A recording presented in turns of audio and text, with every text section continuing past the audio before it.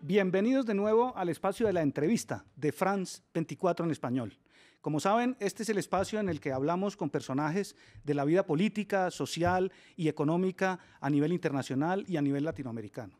Hoy tenemos con nosotros a Borja Palladini, que es el representante del Instituto Kroc en Colombia. Este instituto de la Universidad de Notre Dame es el encargado de llevar la verificación y el seguimiento al cumplimiento de los acuerdos que hace un año pactaron el gobierno colombiano y la guerrilla de las FARC para poner fin a uno de los conflictos armados más largos y cruentos del planeta. 52 años de guerra se acabaron hace un año y el instituto que representa en Colombia Borja Palladini está a cargo de llevar el seguimiento del cumplimiento y la implementación de los acuerdos. Bienvenido, Borja, a France 24 en español.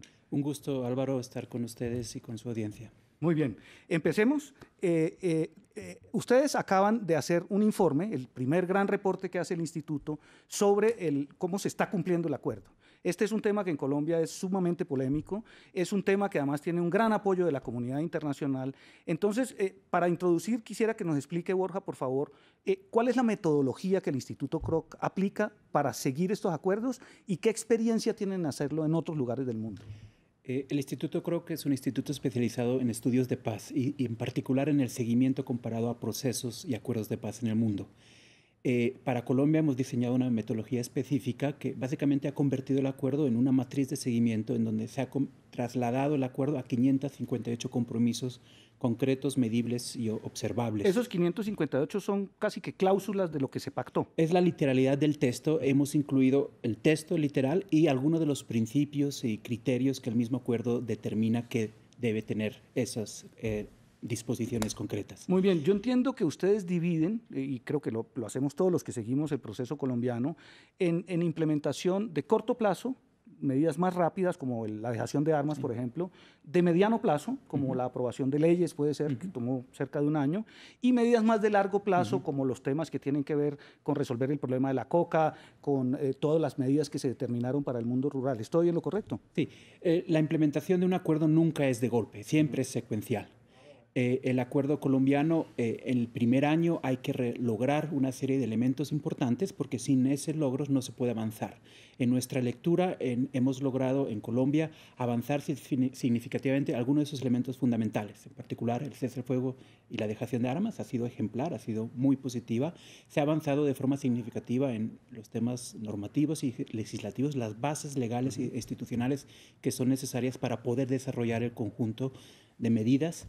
Se ha avanzado también de forma importante y es algo que no se tiene en cuenta, pero el gobierno y las FARC llevan más de un año sentados juntos mirando el día a día de la implementación, diciéndose lo que tienen que decirse, pero resolviendo los problemas, resolviendo las crisis, avanzando, verificando, interactuando con muchos actores para hacer de la implementación. Ese es un elemento subjetivo, pero clave. Yo creo que lo señala usted muy acertadamente. Hay un elemento de continuación de la construcción de confianza entre las dos partes, no un deterioro de la confianza.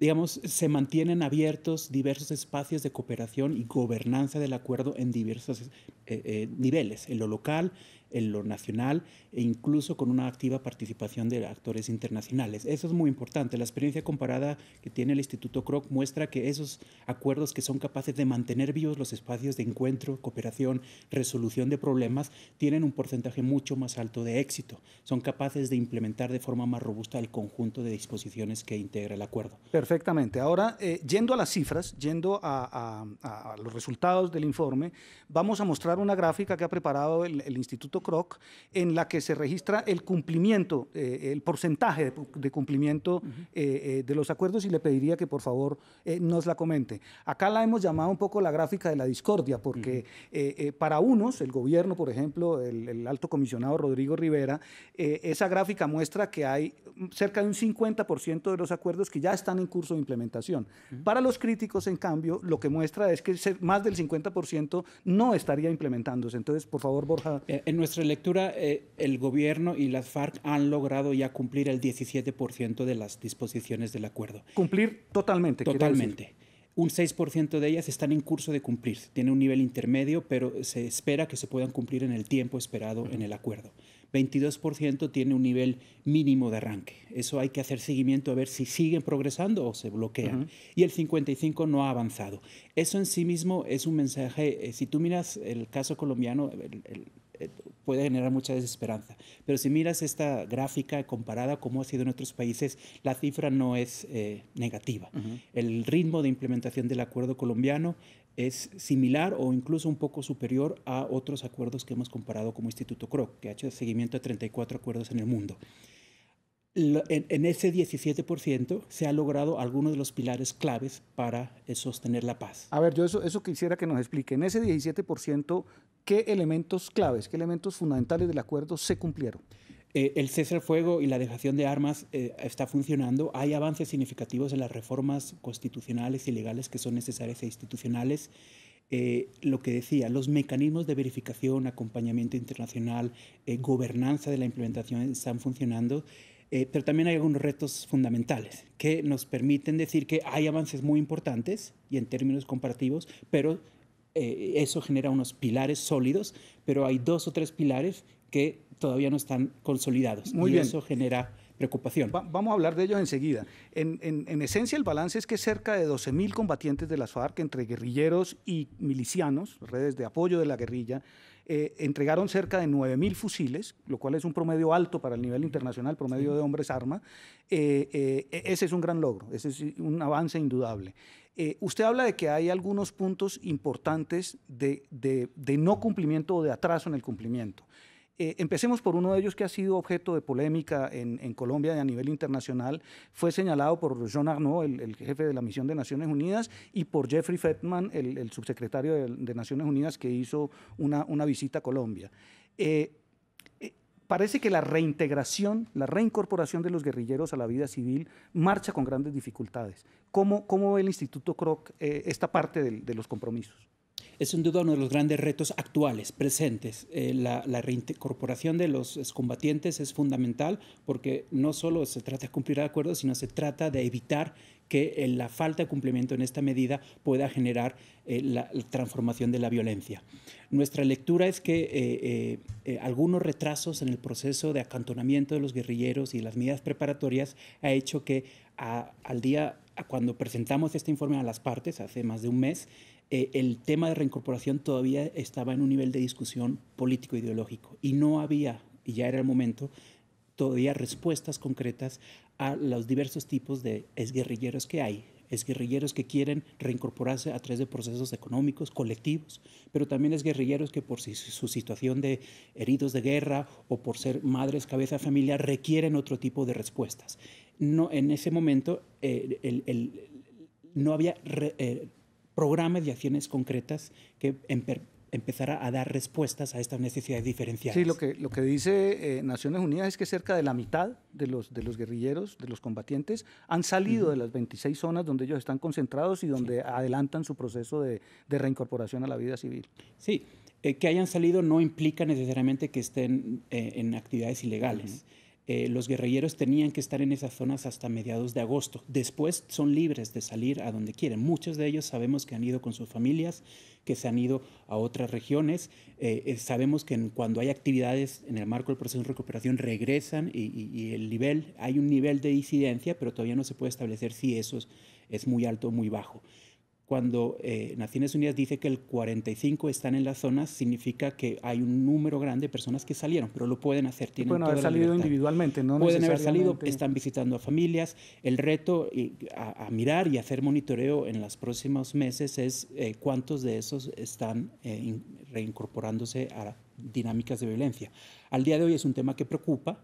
Es un tema que tenemos como alerta, pero todavía no se pueden sacar conclusiones sobre el proceso. Vista la media internacional, muy rápidamente, porque estamos llegando al final de la entrevista, ¿qué tanto preocupan al Instituto Kroc las disidencias? Se habla de entre 500 y 1.000 hombres, de acuerdo a la fuente, los militares, el gobierno, las propias FARC, que habrían salido de las FARC, eso sí, a integrar nuevos grupos armados o a involucrarse en actividades de tipo delictivo. Es un tema preocupante, fundamentalmente porque por ahí es una de las vías por donde se recicla la violencia y el logro de finalizar un conflicto armado se puede convertir y ha ocurrido en nuestros países en otros tipos de violencia. Por eso es tan importante enfatizar en estas semanas que el tema de reincorporación debe bajar de una discusión político-ideológica a respuestas concretas, a planes concretos, a personas concretas en los territorios, involucrando a las comunidades que están en esas zonas de encuentro donde se juntaron la guerrilla, porque la paz es para todos los colombianos, no solo debe ser para los excombatientes. Muy bien, un par de temas que fueron señalados también,